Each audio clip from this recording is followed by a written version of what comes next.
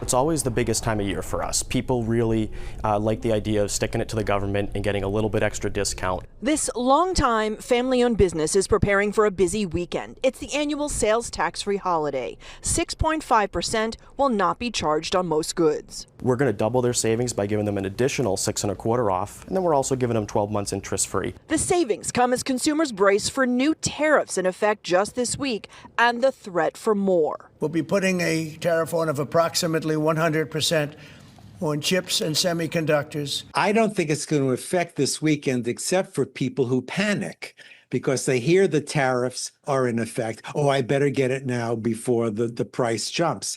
It really isn't clear when prices are going up. Consumer advocates urge shoppers to focus on getting the best deal beyond the tax savings. You really have to comparison shop so you know you're getting a good price on the item and then saving an extra 6.25%. For example, we have items like these sofas and chairs that are all under the $2,500 limit. At Simon's Furniture, many of the items are American-made, not subject to tariffs, and the company has stocked up on other goods to delay any potential price hikes. Especially with some, tariff uncertainty and future pricing, people are trying to come in now, lock in pricing on what they need to buy, and get it with a little extra tax-free savings.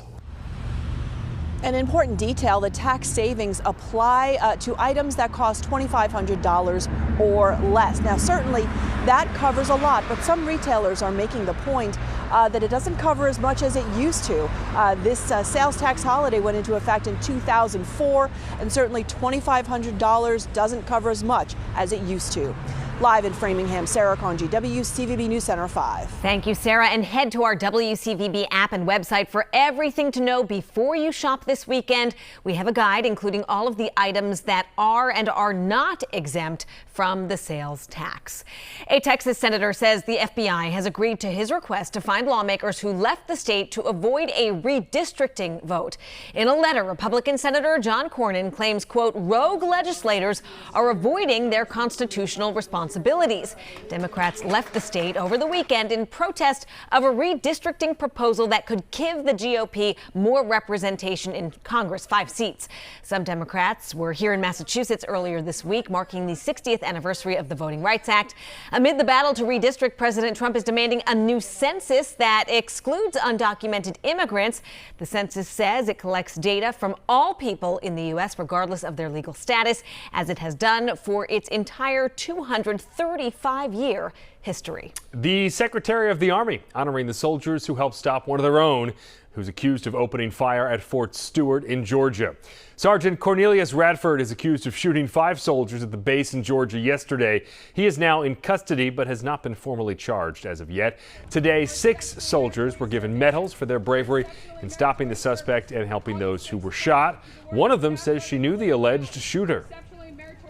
I do believe I actually did re-enlist this soldier a little while back, but other than that, the contract part of it and the work part of it, I do not believe that the soldier ever spoke to me about anything personal. 2 of the 5 soldiers who were shot yesterday remain in the hospital. To the weather now, and another comfortable summer day in Boston. Nice blue sky, really a perfect day, but changes this weekend. We start to crank up the heat and humidity. Well, it's still summer for a couple more weeks, Mike Wonkum. Yeah, this kid's going back to school is throwing me way off here. It's like, this is too early. We finally got to summer, but it was a little cool yesterday and today, but we're going to warm things up as we head into the weekend. Look at the rain out here. This is the last couple of days we have seen the rain really with elevated areas off to the west. Most areas even out west have not picked up. This little area toward Pittsfield has kind of backed its way back toward the Catskills and will continue to move its way off to the west. It's not moving east, so there's no rain to talk about tonight. If you're right along the coast, it's a little bit cooler with temperatures in the 70s, but move inland, you can see by the time you get to Wayland, it's 81 degrees. Framingham coming in at 82 degrees. And as you look farther across the state, we're seeing a lot of 80s out here. It's also just a little bit muggier on the western part of the state than it is on the eastern part of the state. So tomorrow, a couple of degrees warmer, not much. Humidity is still manageable. We still have that sea breeze kicking in. Overall, if you like today, you are really going to like tomorrow. Now we head into the weekend and things start to to change a little bit. We get a little warmer on Saturday, but that's still very manageable at 84 degrees. Sunday, though, now we're tapping into 90, and that may be the first of many 90-degree days.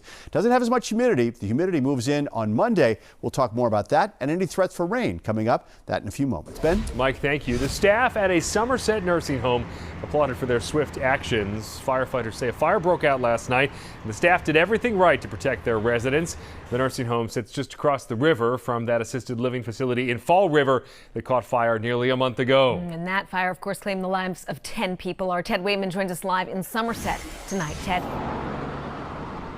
Erica, that facility is just over my shoulder here in Somerset, but just 10 minutes from here in Fall River, 10 people died in a fatal fire just last month.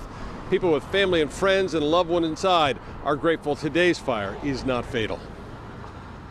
My first thought was it on my sister's side? Lucille Green arrived at the Somerset Ridge Center nursing facility to make sure her sister is okay. She found out on the morning news that fire broke out on the building's second floor around 3:30 this morning. Somerset's fire chief points out to us the community room on the second floor where the fire broke out. He says the staff acted quickly, putting dry chemical on the fire, and likely saved lives. I hate to say it this way, but if you're going to have a fire in a nursing home, this was the scenario that you wanted to play out. In the end, the chief says the staff kept residents in their rooms and smoke out. You had about 40 residents that you're trying to care for. So you got a smoke condition. You're trying to shelter in place, move the folks that you have to move, and they did a fantastic job with what they were faced with. Just last month, down the street at a Fall River assisted living center, 10 people died and 30 injured at a fire inside Gabriel House. Back in Somerset, Lucille and other family members are relieved their loved ones are safe and still being cared for inside. It kind of made me feel a little bit better, but still you worry. Well, you get nervous, of course, especially what had happened a couple of weeks ago, so you get nervous. And I saw her, like I said, this morning on the news. I called her right away. She was fine. She was cheery as always. I guess the alarm was more annoying than anything else. Certainly a